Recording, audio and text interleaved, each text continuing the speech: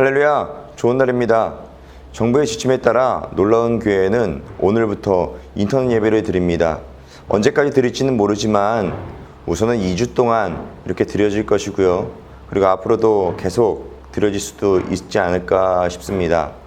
확답은 못 드리겠지만 그래도 빨리 이 심각한 이 기간이 빨리 지나가고 좋은 일이 있을 줄 믿습니다. 모두 다 이렇게 인터넷 예배를 드리고 가정 안에서 드린다 해도 그곳에서 하나님의 은혜가 가득하기를 소망합니다. 우리 다 같이 사도신경하심으로 신앙 고백 드리겠습니다.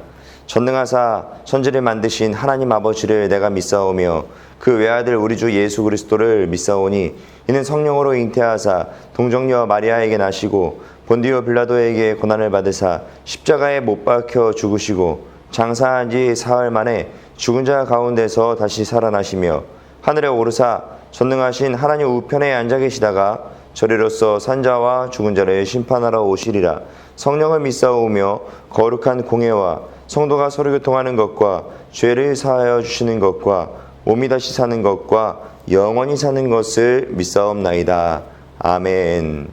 우리 오늘 함께 은혜 받으실 말씀은 마태복음 16장 6절 말씀입니다. 우리 다 같이 한 목소리로 합독하겠습니다. 예수께서 이르시되 삼가 바리새인과 사두개인들의 누룩을 주의하라 하시니. 아멘. 오늘 이 말씀을 통하여서 누룩을 주의하라 라는 제목으로 말씀을 나누기 원합니다. 우리 과언다문이라는 말이 있습니다. 이는 말은 적게 하고 듣기는 많이 하라 라는 뜻이에요. 또한 소언다청이라는 말이 있습니다. 말은 적게 하고 남의 말을 경청하라 라는 비슷한 의미입니다. 이청 득심이라는 말도 있습니다. 귀 기울여 경청하는 일은 사람의 마음을 얻는 최고의 지혜라는 말입니다. 그런 것처럼 이 말하는 것보다 듣는 것이 얼마나 중요한지에 대해서 이야기하고 있다는 거죠. 그리고 또한 영국 속담에는요, 이런 말이 있습니다. 눈은 둘, 귀는 둘, 입은 다만 하나이니 많이 보고 많이 듣고 적게 말하라 라는 이 속담도 있습니다. 우리나라뿐만 아니라 세계 방방 여러 나라 곳곳에서 말하는 것보다 듣는 것, 보는 것이 얼마나 중요한지를 이야기하고 있어요. 다시 얘기하자면 말하는 것은 내가 영향을 주는 것이라 하면 듣는 것은, 보는 것은 우리가 영향을 받는 것이라고 여길 수 있습니다. 이 듣는 게 얼마나 중요한지 성경은 이야기하고 있다는 거죠. 만약에 긍정적이고 미래지향적이고 날마다 잘 된다, 좋은 일이 일어난다, 그리고 나는 희망이 있습니다, 소망이 있습니다 라는 사람 옆에 있다 보면은 우리도 모르게 그렇게 똑같이 되어져 가는 우리의 모습을 발견할 수가 있습니다. 그런 것과 같이 듣는 것이 얼마나 중요한지 몰라요. 내가 듣는 대로 생각을 하게 되고 듣는 대로 나도 모르게 말을 하게 되고 듣는 대로 어느 날 나도 모르게 그렇게 살아가고 있다는 걸 발견할 수 있다는 겁니다. 그렇기 때문에 부정적이고 그다음에 낙천적이지 못하고 매일마다 비관적이고 나는 왜 이럴까라는 사람 옆에 있다 보면은 나도 모르게 그 사람을 닮아가는 것을 볼 수가 있습니다. 우리 이런 말 있잖아요. 사람을 미워하다 보면은 또한 저 사람의 흉을 보다 보면은 나도 모르게 그 사람을 닮아가고 그 사람과 똑같이 살아가고 있는 모습을 발견할 수 있다는 것입니다. 그렇기 때문에 듣는 것, 그 영향을 받는 게 얼마나 중요한지 몰라요. 오늘 마태복음 16장에서는요. 바리새인과 사두개인들이 예수님께 다가와 막 비난합니다. 그리고 시험하면서 이렇게 말합니다. 하늘에서 오는 표적, 바로 기적을 한번 보여봐라 라고 얘기하는 거예요. 근데 이에 예수님께서 이렇게 말씀하십니다. 마태복음 16장 2절 이하에 너희가 저녁에 하늘이 붉으면 날이 좋겠다 하고 아침에 하늘이 붉고 흐리면 오늘은 날이 굳겠다 하나 너희가 날씨는 분별할 줄 알면서 시대의 표적은 분별할 수 없느냐. 악하고 음란한 세대가 표적을 구하나 요나의 표적밖에는 보여줄 표적이 없느니라 하시고 그들을 떠나가시니라. 이렇게 말씀하는 걸 볼 수가 있습니다.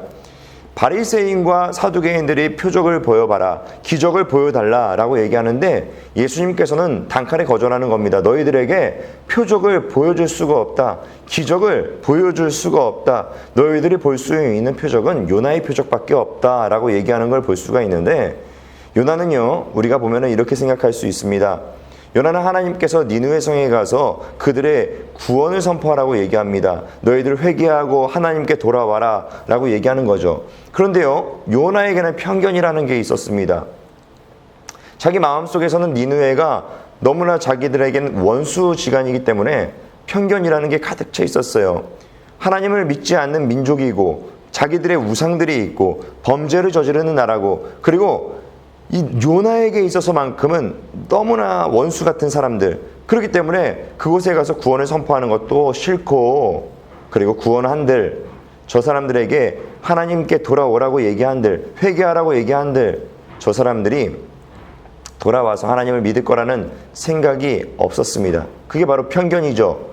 저 사람들은 안 될 거야 라는 겁니다. 이 바리새인과 사두개인들에게는 편견이 가득한 사람들이에요. 그렇기 때문에 예수님께 와가지고 말하기를 표적을 보여봐라. 아무리 기적을 보여봐도 이 사람들은 어차피 믿지도 않을 거, 어차피 받아들이지도 않을 거 이미 알고 계시다라는 겁니다. 그렇기 때문에 예수님은 단칼에 거절하는 거예요. 너희들에게 보여줄 표적이 없다. 그렇게 바리새인과 사두개인들 곁을 떠나서 가시다가 제자들에게 이렇게 가르칩니다. 마태복음 16장 6절 말씀에 예수께서 이르시되 삼가 바리새인과 사두개인들의 누룩을 주의하라 하시니. 아멘. 제자들이 어리둥절하죠. 왜냐하면 갑자기 누룩을 얘기하니 이 누룩을 듣자마자 제자들이 생각하는 건 하나밖에 없습니다. 빵. 왜냐하면 이 누룩이라는 거는 빵을 부풀게 하는 그 성질을 가지고 있는 이스트라고 얘기합니다.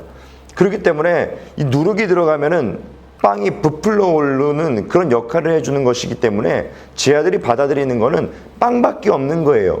급하게 그곳을 떠나가시는 예수님을 따라 나오다 보니까 제자들이 미처 자기들이 가지고 있었던 빵을 놔두고 왔다라고 성경은 얘기합니다.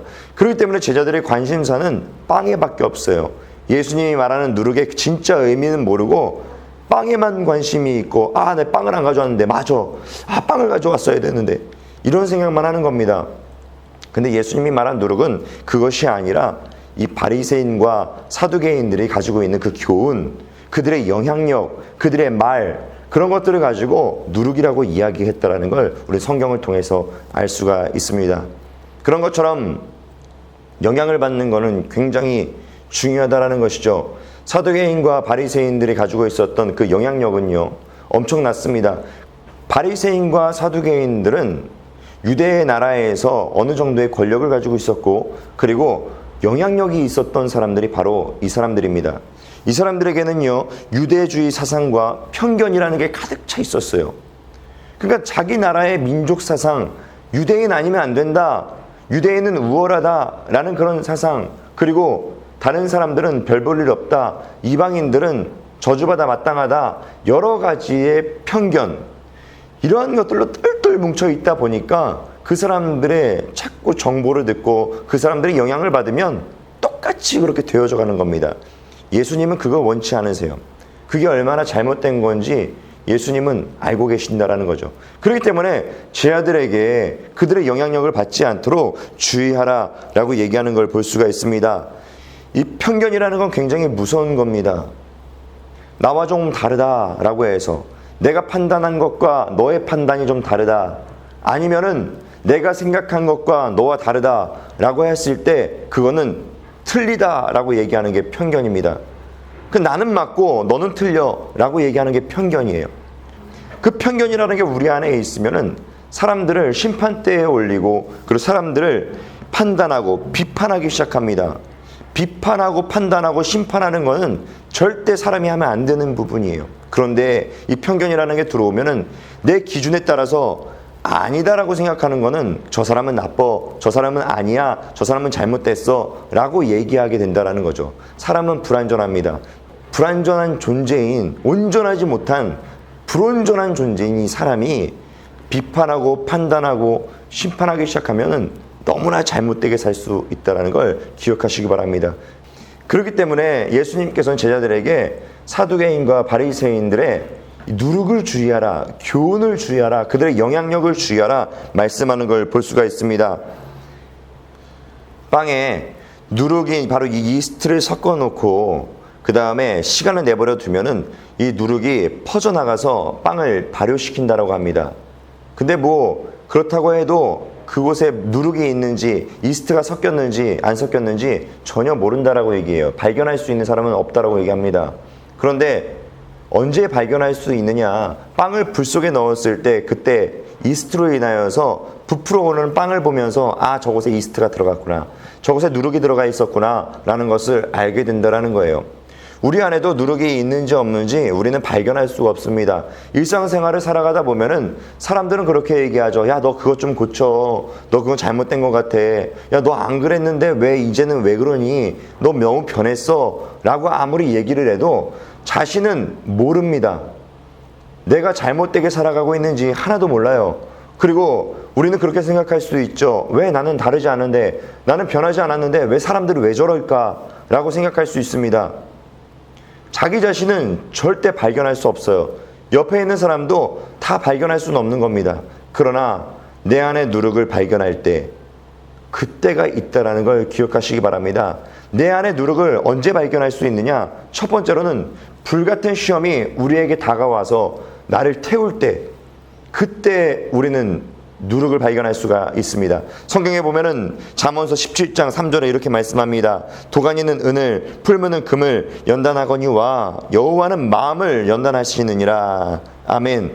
도가니는 은을 연단하고 풀무는 금을 연단한다 라고 얘기하는데, 이들의 공통점이 뭐냐면 아주 뜨거운 물에 달군다라는 거예요. 우리 보면은 금을 만드는 과정을 보면은 이렇습니다. 금광석이라는 돌덩어리가 있는데, 제가 한번 인터넷에서 잘 몰라서 찾아봤더니 금광석이라는 돌덩이가 우리가 흔히 보는 그냥 돌덩이입니다. 그 돌덩이를 어떻게 만드냐? 돌덩이를 갈더라고요. 막 잘게 갈아서 그 갈고 난 다음에 이 가라앉은 그 가루만을 채취해요, 물속에서. 그래서 그걸 가지고 봤더니 그래도 금이 보이지가 않아요.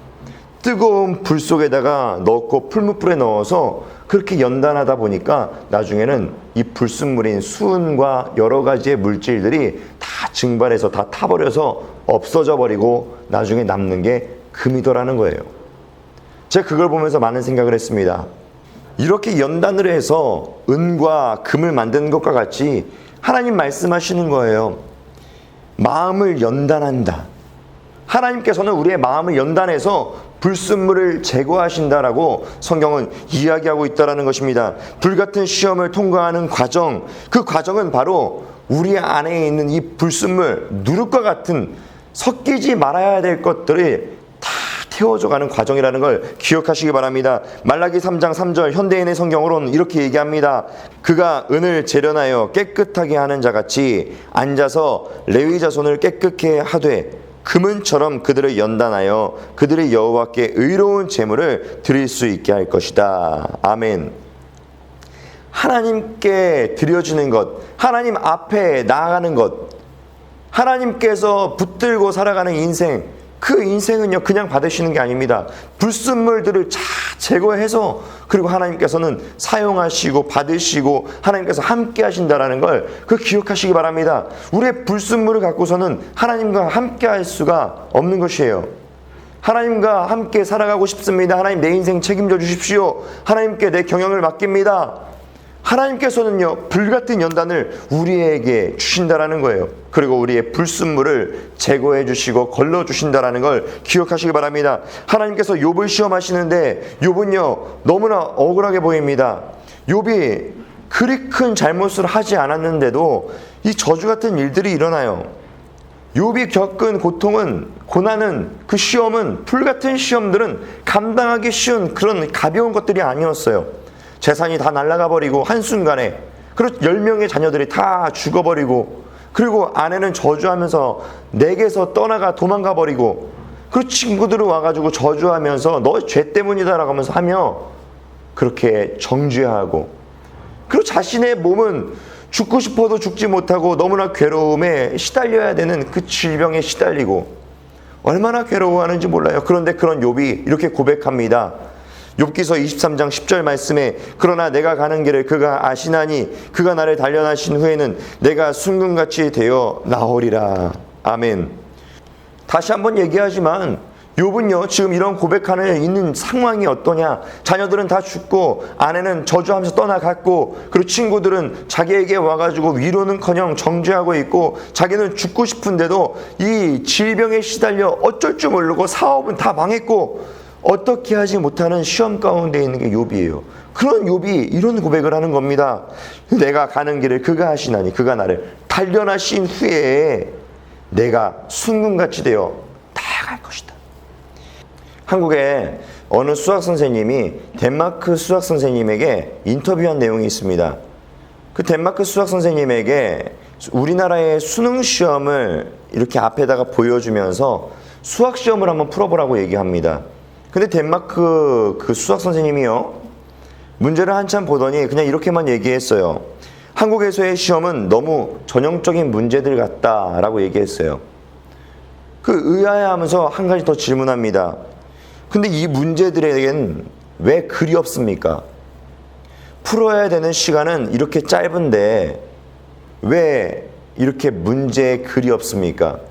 문제가 무엇을 요구하는지, 문제가 무엇을 말하는지, 문제를 어떻게 해석해야 되는지 글들이 좀 있어야 되는데 왜 글이 없습니까? 이거는 그냥 문제가 있고 답만 내리는 그런 시험 아닙니까? 라고 얘기하는 걸 볼 수가 있어요. 이 문제들은 그냥 이것 해라, 저것 해라 라는 내용밖에 없다라는 거예요. 덴마크의 수학시험과 이 부분이 많이 다르다라고 얘기합니다. 그 덴마크에서는요 이렇게 한다 그래요. 수학시험 문제를 우선은 해석하기 때문에 글을 많이 적는다라고 얘기합니다. 그리고 시간을 많이 줍니다. 몇 문제 되지 않은데 4시간이라는 시간을 주고 얼마 되지 않은 시험에 또한 3시간의 시험을 줘요. 왜냐하면 글을 읽으면서 충분히 그 문제가 무엇을 말하는지, 무엇을 요구하는지, 또한 우선 이해해야 하는 부분이 어떠한 부분인지에 대해서 이 글들이 많기 때문에 글들을 읽어보면서 충분히 이해하라는 거예요. 그리고 답을 내리고 끝내는 문제가 아니라 뒷장에 백지에다가 적어야 돼요. 이 문제를 어떻게 풀었고 이 문제의 풀이를 어떻게 해야 되는 것이며 이 문제가 풀리는 과정이 어떠한지에 대해서 설명하며 그렇게 적어내야 된다는 거죠. 그리고 마지막에 답을 내려야 되는 게 바로 덴마크의 시험이라고 얘기합니다. 그래서 채점 기준을 보니까 채점 기준이 더 기가 막혀요. 뭐냐? 문제풀이 과정과 그 다음에 해석 방법에 대해서 정답이다. 그러나 답이 이 계산착오로 틀렸다라고 하면 몇 점을 줍니까? 라고 물어봤더니 하는 말이 만약에 답만 틀렸고 문제 과정과 풀이 과정이 맞았다라고 하면은 그건 100점입니다. 라고 얘기를 해요. 그러나 문제 아무리 답이 맞았다고 해도 문제 풀이 과정과 또 그 해석 방법이 틀렸다라고 하면 문제에 대한 의도가 틀렸다라고 하면은 그거는 정답이 맞았다고 해도 빵점입니다 라고 얘기하는 이 수학 선생님을 볼 수가 있습니다. 하나님의 시험을 통과할 때 그렇습니다. 우리는 정답을 찾으려고 해요. 그러다 보니까 욥의 고난을 놔두고 우리의 고난을 비교하면서 정답 맞추기 합니다. 욥도 이렇게 했으니까 나도 이렇게 해야지. 우리의 마음에 오는 것은 아무것도 없으면서 우리는 그렇게 해석해낼 수가 있어요. 욥이 이렇게 얘기했다 이거죠. 내가 가는 길을 그가 아시나니 나를 단련하신 후에 그러고 나면 나는 순금같이 나갈 것이다 라는 희망을 우린 똑같이 얘기합니다. 너무나 좋은 거예요. 하지만 그 의미가 뭔지도 모르고 정답 맞추기 할 때가 있다라는 것이죠. 우리 기억해야 됩니다. 우리는 정답 맞추기 하는 게 아니에요. 사람마다 하나님과의 관계십은 다 다릅니다. 어떠한 사람에게는 너 요거 좀 고쳐라 라고 하면서 주는 시험이 있는가 하면 어떠한 사람에게는 너무나 사랑하기 때문에 그것을 가는 길을 막으려고 주는 시험을 겪을 때도 있어요. 또한 어떠한 사람에게는 축복을 예비해 놓고 주시는 시련이라는 것도 있습니다. 어떠한 사람에게는 그 각자가 다 달라요.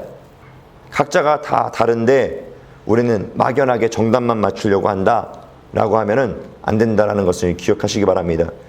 그렇기 때문에 우리는 불같은 시험이 왔을 때 우리를 들춰봐야 돼요. 나에게 누룩이 무엇이 있는지, 내가 지금 버려야 되는 게 뭐가 있는지, 내가 어떠한 것에서부터 내가 뒤돌아서서 하나님께로 돌아가야 되는지, 하나님이 어떠한 의도로 나에게 이러한 여러 가지 상황을 지금 허락하고 있는지, 우리는 생각해 봐야 되고 묵상해 봐야 되고 하나님과 대화를 요청해 봐야 합니다. 우리에게 불같은 시험이 왔을 때 이 불순물을 제거하는 거 막연하게 가만히 있다고 되는 것이 아니에요. 몸부림쳐야 되는 거예요. 하나님 살려주세요. 하나님 도와주세요. 하나님 내게 말씀해 주세요. 하나님 우리는 이 과정 가운데에서 몸부림쳐야 된다는 것을 기억하시기 바랍니다.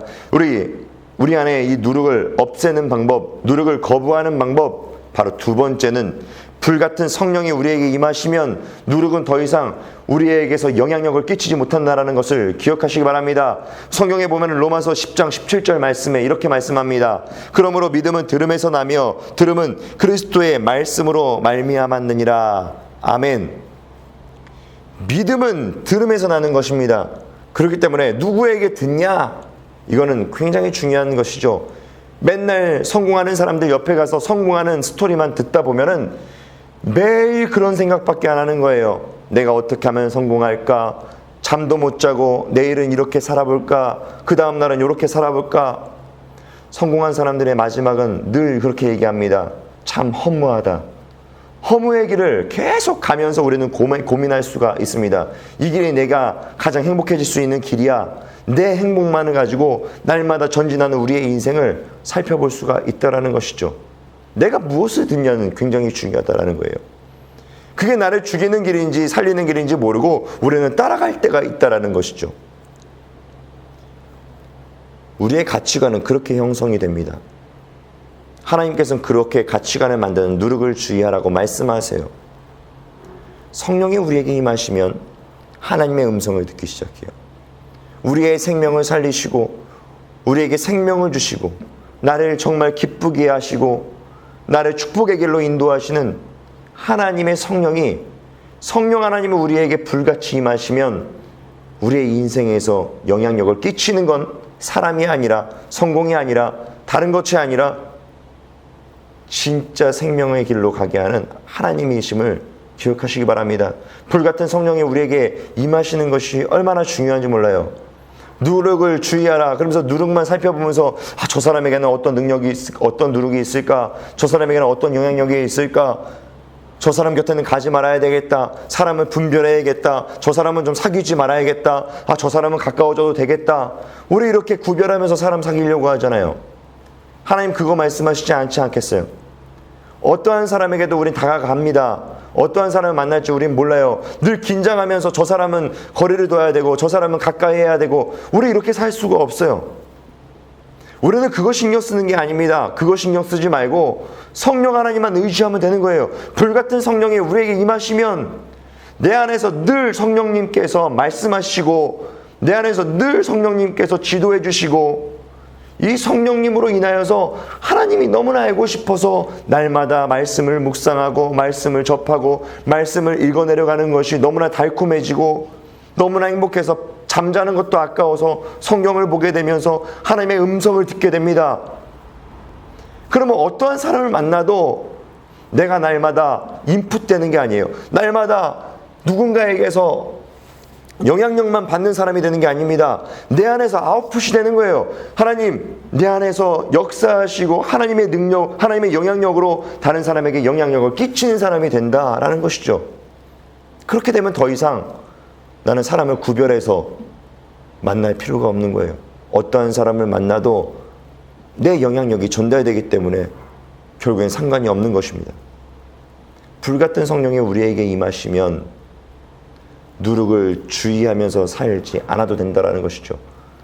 날마다 불같은 성령이 우리에게 임하시면 날마다 내 모습은 하루하루 달라지고 변해져 갑니다.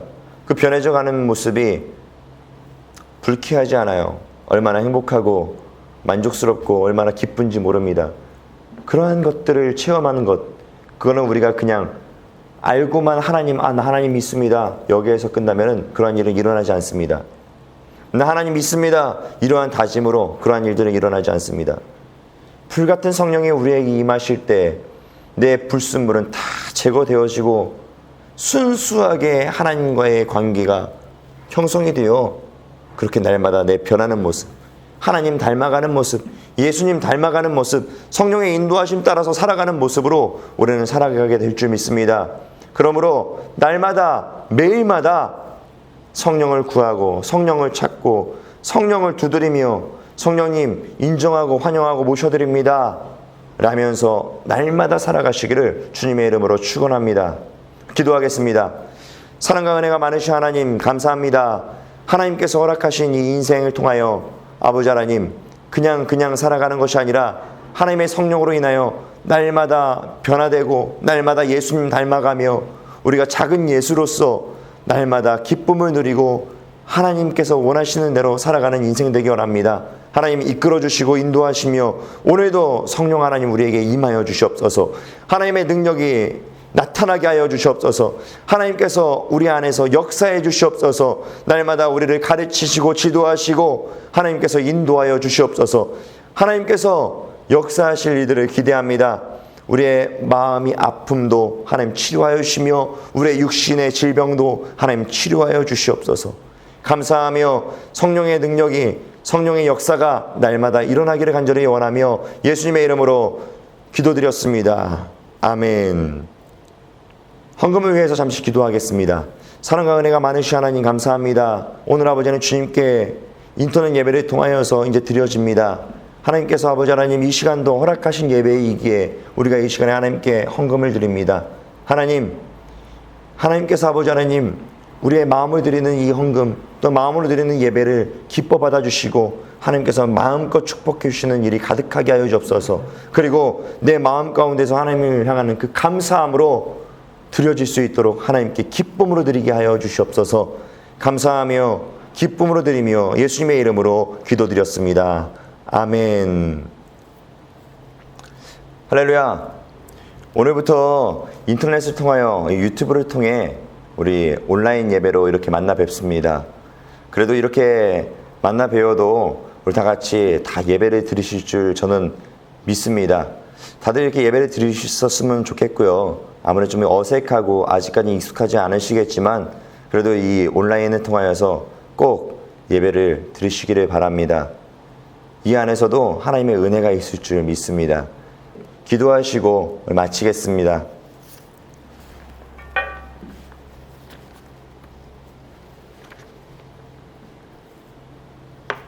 사랑과 은혜가 많으신 하나님 감사합니다. 오늘 아버지 하나님 주님께 드려진 이 예배와 또 예물이 하나님 손에 상달되기 원합니다.